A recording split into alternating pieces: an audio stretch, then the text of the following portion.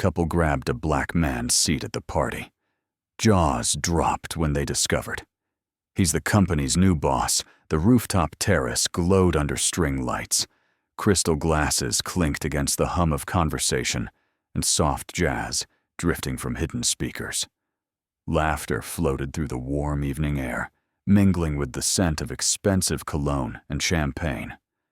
Manhattan's skyline blazed in the distance, 1,000 windows reflecting the last gold of sunset. Marcus Hayes stepped onto the polished stone floor, his navy suit sharp, his presence calm. He moved through the crowd with the quiet confidence of a man who had nothing to prove. His eyes scanned the space, noting faces, reading body language, absorbing the energy of people who thought they were invisible in their comfort. He found his table near the glass railing. A small white card with his name printed in elegant black letters sat beside a reserved sign. Marcus set down his water glass, adjusted his jacket, and prepared to sit. Before his hand touched the chair, a voice cut through the music. "Oh, honey, look, perfect spot." Veronica Whitmore arrived like a storm in designer heels, blonde hair cascading over bare shoulders, diamonds catching the light at her throat and wrists. She didn't ask. She didn't even glance at Marcus. Her manicured hand swept his water glass aside with the casual cruelty of someone who had never been told no.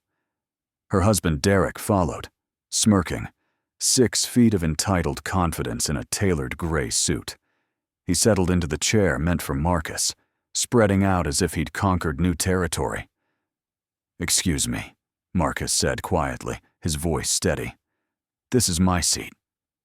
Veronica's laugh was sharp as broken glass.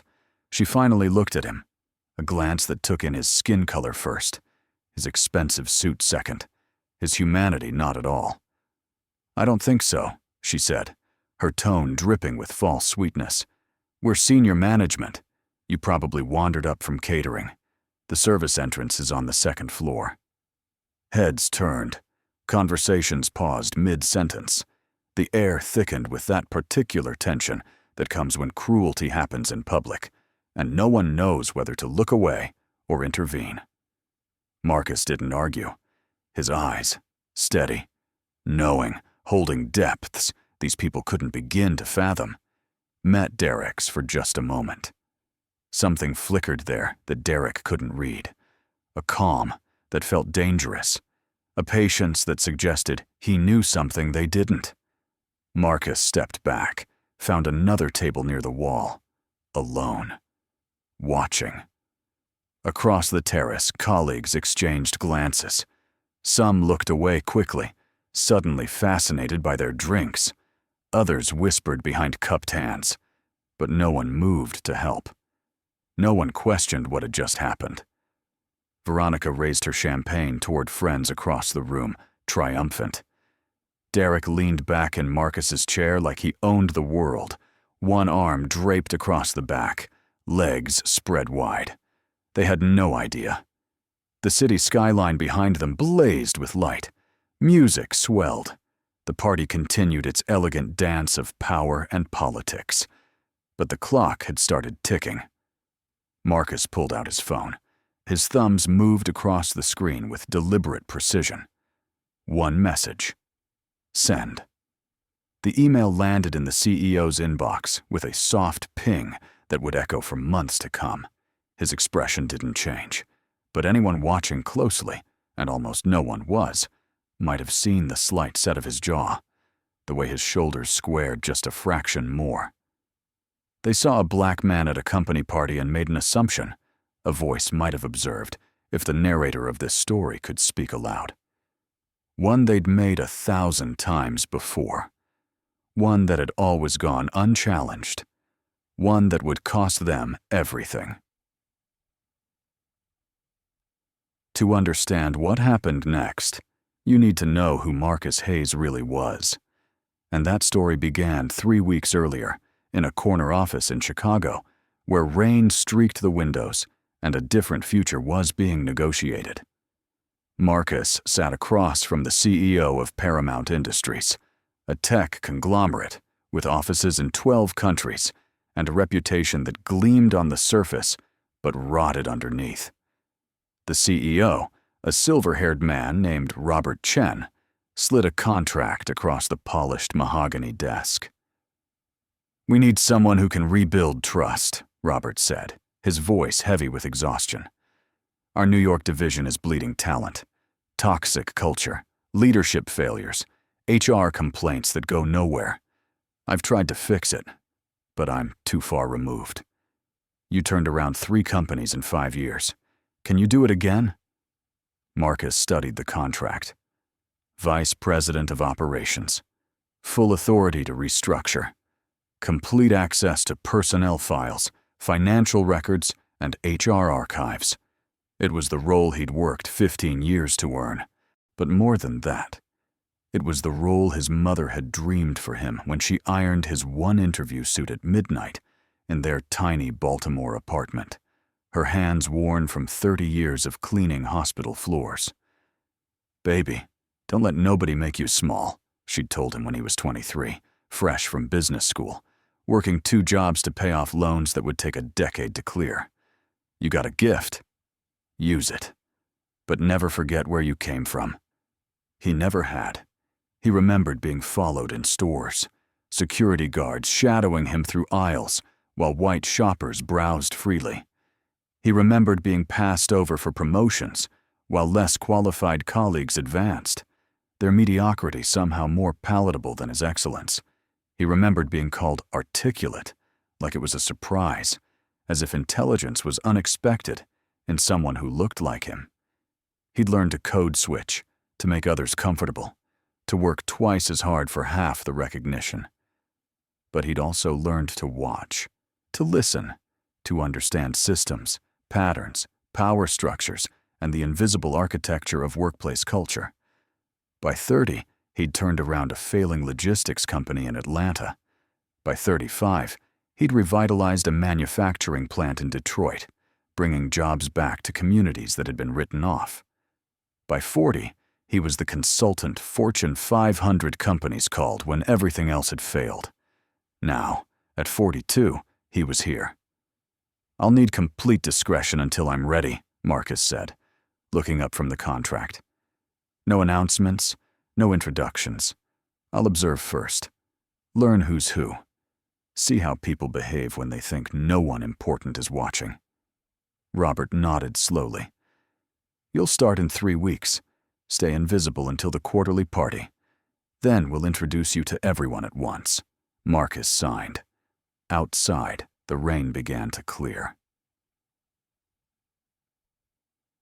His first week at Paramount's New York office, Marcus moved through the building like a ghost. He introduced himself as a consultant from corporate, vague enough to be ignored, specific enough to grant him access. No one asked follow-up questions. No one looked twice at the black man with a visitor badge reviewing spreadsheets in empty conference rooms. He listened in the cafeteria, reviewed performance data in the archives, read exit interview transcripts that painted a damning picture of a workplace where talent was crushed and mediocrity protected. The pattern emerged like a photograph developing in solution. Senior managers took credit for junior employees' work. Women and people of color reported harassment, only to watch their complaints disappear into bureaucratic black holes. Derek Whitmore, vice president of sales, had 17 formal complaints filed against him over 5 years, all dismissed as unsubstantiated or personality conflicts. His wife Veronica, director of marketing, ran her department through fear and favoritism. People called her the Ice Queen behind her back, but said nothing to her face because she controlled careers with the flick of a pen. Together, they were untouchable, connected to the right people, golfing buddies with board members. Their families held significant stock. The CEO's previous attempts to address them had failed.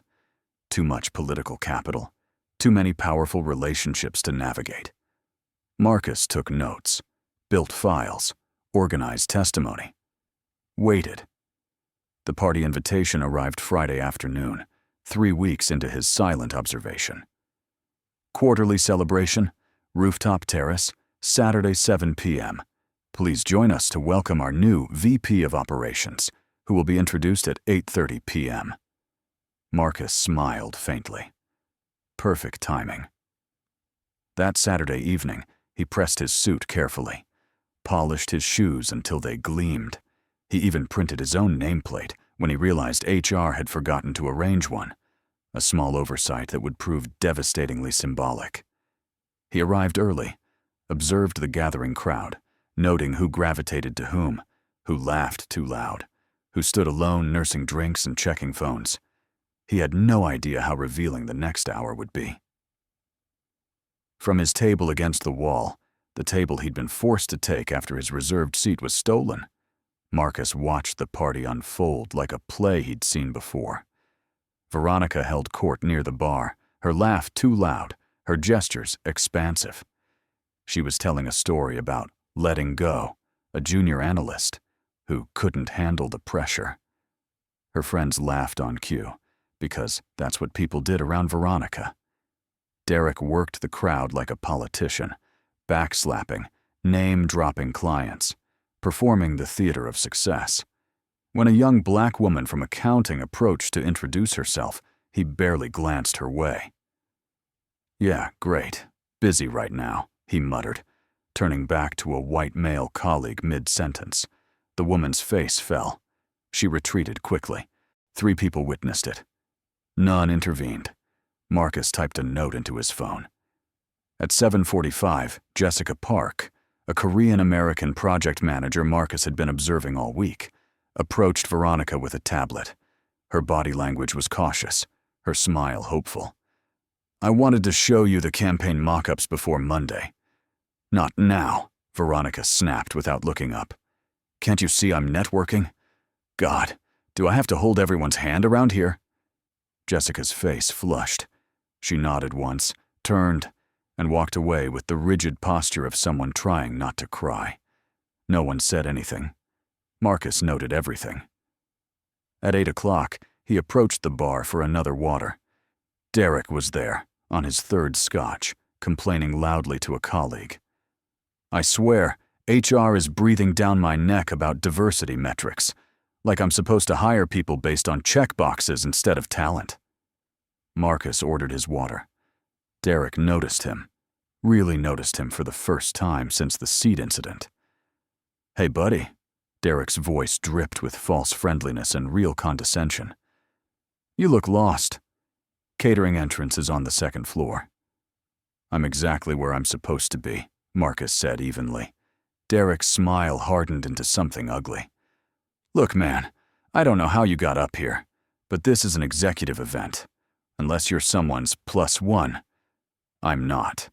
Then maybe you should—" "Derek!" Veronica appeared, looping her arm through her husband's. She didn't acknowledge Marcus's existence. "Come on, honey. The CFO wants to talk about the Singapore deal." They walked away. Behind Marcus, someone muttered, "Jesus, that was uncomfortable." Another voice, quieter. "Should we say something?" Silence answered. No one did. Near the dessert table, a small group of junior employees huddled together like refugees from the main party. Keisha, a financial analyst, whispered, "That's the 3rd time this month I've seen them do that to someone." "They did it to me at the last party," added Jamal, a young engineer with brilliance in his code and exhaustion in his eyes. "Made a joke about me being the diversity hire, right in front of my manager." "Did you report it?" "Yeah. HR said there was no evidence of intent." They watched Marcus return to his isolated table. He was reading something on his phone, completely composed, as if being publicly humiliated was just another Tuesday. "I feel bad for him," Keisha said softly. "He seems, I don't know, too calm for this." "Maybe he's used to it," Jamal responded, his voice hollow with recognition. What they couldn't see, Marcus's screen displayed an organizational chart overlaid with complaint records, every ignored warning, every dismissed report, Every pattern of behavior documented across 5 years, now organized into a presentation that would detonate in exactly 20 minutes. His expression didn't change, but his jaw tightened, just slightly. At 8:20, Robert Chen stepped to the microphone. The crowd quieted, conversations trailing off as people turned toward the front. Derek and Veronica stood near the CEO, champagne glasses raised, ready for whatever recognition or announcement they assumed was coming. Veronica had been campaigning for Chief Marketing Officer for months. Derek expected acknowledgement for the Singapore deal. "Thank you all for coming," Robert began. "Before we wrap up tonight, I want to introduce someone very special to our New York family." Veronica whispered to Derek, "Finally, I've been laying groundwork for that CMO role forever." "And I'm definitely getting promoted after Singapore," Derek responded, his chest already puffing with anticipated glory. They didn't notice Marcus standing, buttoning his jacket with deliberate care, walking toward the front of the terrace. They didn't notice Robert's eyes finding him in the crowd, a brief nod passing between them. They didn't notice anything until it was too late. "Ladies and gentlemen," Robert said, "please welcome Marcus Hayes, our new Vice President of Operations."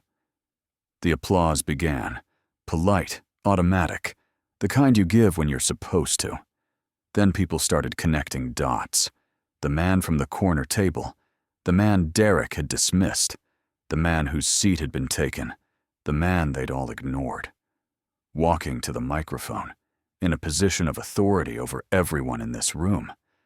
Derek's Scotch glass stopped halfway to his lips, suspended in disbelief. Veronica's smile froze, then cracked like ice under pressure. Marcus reached the microphone. Every eye followed him. The party sounds, music, conversation, the clink of glasses, died away until there was only silence and the distant hum of the city below. "Thank you," Marcus said, his voice steady and clear, carrying across the terrace with natural authority. "I'm honored to be here. I've spent the past 3 weeks getting to know this company, observing, listening, learning."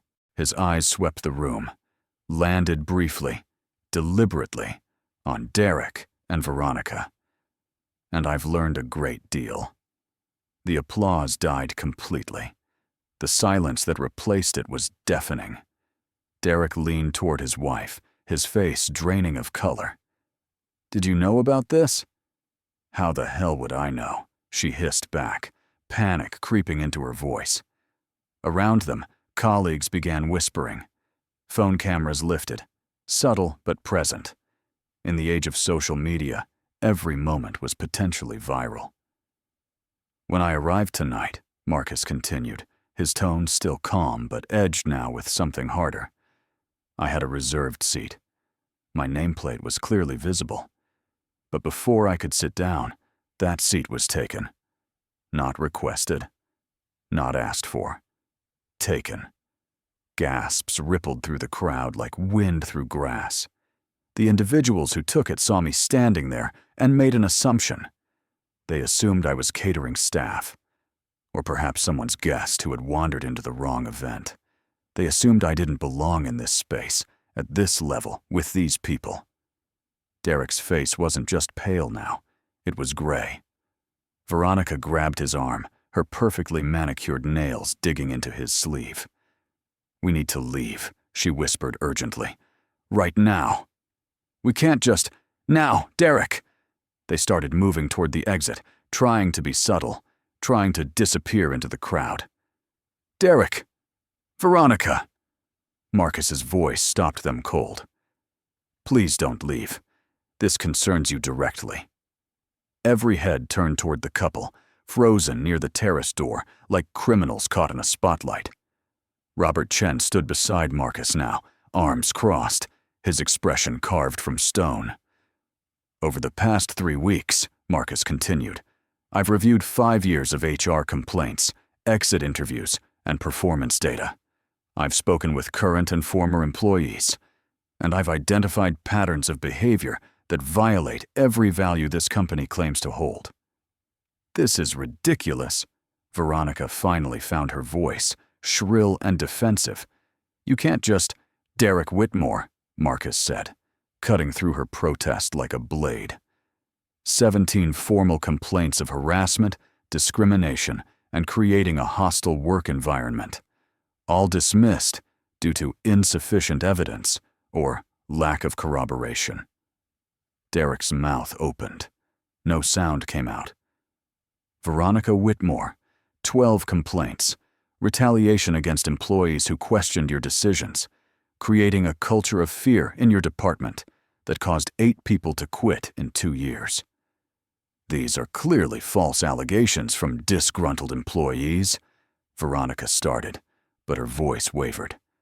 "I have recordings," Marcus said simply. The room went still. Even the wind seemed to stop. "Over the past 3 weeks, I've spoken with 23 current and former employees. With their permission, they allowed me to document their experiences." He tapped his phone. A voice played through the sound system. Veronica's voice, unmistakably hers, recorded just 3 days earlier in a conversation she'd thought was private. "If you can't handle the pressure, maybe you should go work at a startup with other sensitive millennials. We need killers here, not handholders." Then Derek's voice, captured in a conversation at a client lunch. "Between you and me, I don't trust the new hires from the diversity program. They're here because of quotas, not qualifications."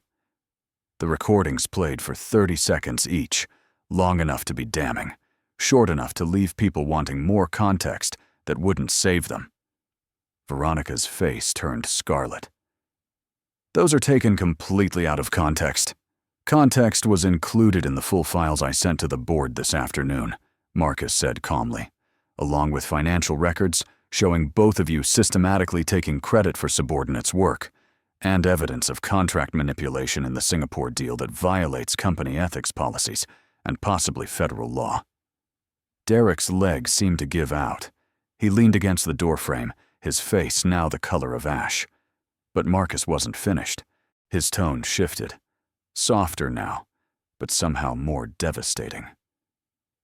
"This isn't just about 2 people," he said, looking around the terrace at faces filled with shock, shame, relief, vindication.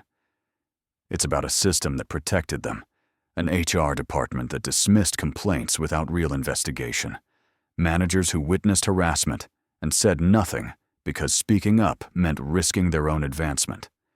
A culture where being liked by the right people mattered more than doing the right thing." He paused. "Let it sink in. Tonight, before I was introduced, I was dismissed by 2 people who should have known better.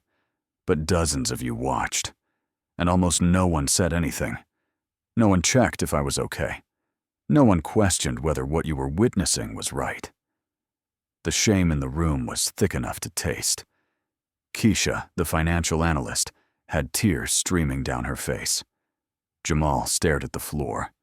Others couldn't meet Marcus's eyes. "I'm not telling you this to humiliate you," Marcus continued gently. "I'm telling you this because silence is complicity, and this company will not be silent anymore." Robert Chen stepped forward. His voice was firm, final. "Effective immediately, Derek and Veronica Whitmore are suspended, pending a full investigation by an independent third party. We will also be conducting a comprehensive review of our HR practices, our reporting systems, and our company culture. Change starts tonight." 2 security officers appeared at the terrace entrance, professional, calm, but unmistakably present. "Derek, Veronica, please come with us," one said quietly. "You can't do this," Derek sputtered, his voice breaking. "My family has connections. The board will never—" "The board unanimously approved this action 2 hours ago," Robert said, his voice devoid of sympathy. "You're done here." The crowd parted as security escorted them out. No one spoke. No one moved. Veronica's heels clicked against the stone floor, a sound that had once commanded attention, now just marking her exit. Derek didn't look back. The door closed behind them with a soft, final click. The weeks that followed were a storm of change. A third-party firm conducted confidential interviews with every employee. Stories poured out, years of accumulated pain, fear, and frustration finally given voice. The investigation expanded beyond Derek and Veronica, uncovering other managers who had abused their power in smaller but equally corrosive ways. Marcus didn't just tear down, he built.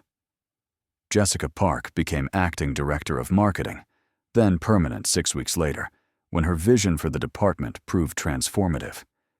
Keisha was promoted to senior analyst after Marcus reviewed her work and realized she'd been doing 2 people's jobs for 3 years. Jamal was tapped to lead a new innovation task force. 17 former employees returned to the company after hearing about the changes. New hires flooded in, talent that had avoided Paramount for years because its reputation had poisoned the industry. Marcus held town halls. He sat in the cafeteria, not at executive tables, but wherever there was space, talking to whoever wanted to talk. He implemented a promotion transparency system. He brought in trainers, not for generic compliance modules, but for real dialogue about bias, power, and respect. It wasn't perfect. Change never is. But it was real. 6 months later, the same rooftop terrace hosted another quarterly party. But this time, the air felt different. Lighter. Laughter sounded genuine instead of performative. People from different departments actually talked to each other, sharing ideas instead of guarding territory. Jessica gave a presentation on the quarter's achievements, her voice confident, her team diverse, engaged, thriving, applauding her not out of obligation but genuine respect. Marcus stood at the same railing where his seat had been taken.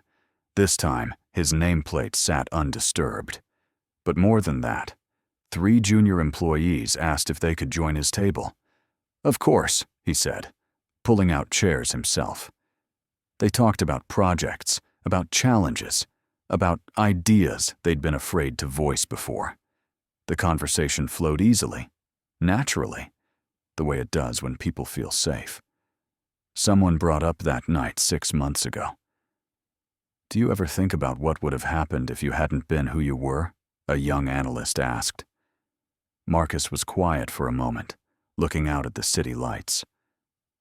"Every day," he said finally, "because thousands of people live that moment without the power to change it.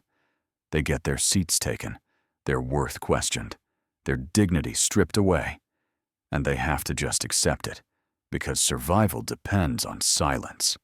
That's why this work matters. Not just for me, for everyone who comes after." Later that evening, alone in his apartment, Marcus FaceTimed his mother. She appeared on screen, older now, gray in her hair, but those same strong hands folded in her lap. "How'd it go, baby?" "Good, Mama. Really good. I saw the article in the Times. The VP who changed company culture. They quoted employees saying they actually feel safe now." Marcus smiled. "That's all that matters. Your daddy would be proud." "I'm proud." Her voice cracked slightly. "You remembered what I taught you. Respect costs nothing. Dignity isn't negotiable. Stand up, but stay kind. I learned from the best." They talked for another hour, about her church, her garden, the grandkids she hoped he'd give her someday. Simple things, the things that actually matter beneath all the noise of ambition and achievement. When he hung up, Marcus sat in the quiet darkness of his apartment for a long time. Content.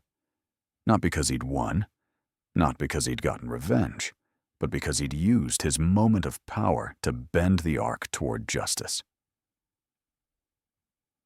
Marcus Hayes could have ignored that night. He could have laughed it off, focused on business, let Derek and Veronica continue their reign of casual cruelty. After all, they hadn't known who he was. It was just ignorance, not malice. Except it was malice. The kind that lives in assumptions, the kind that flourishes in systems that value comfort over truth. He understood something that too many forget. How you treat people when you think no one important is watching reveals who you truly are. Power is a test. Some people use it to build walls, to protect themselves, to exclude others, to hoard opportunity like treasure that might run out. Others use it to build bridges. Marcus chose bridges. He chose to see the seat that was taken not as a personal insult, but as a symptom of a sickness that needed healing. And in doing so, he didn't just change a company, he changed lives.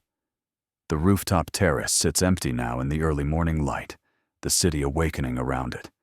Chairs arranged in careful circles, equal, waiting for the next gathering, the next conversation, the next chance to get it right.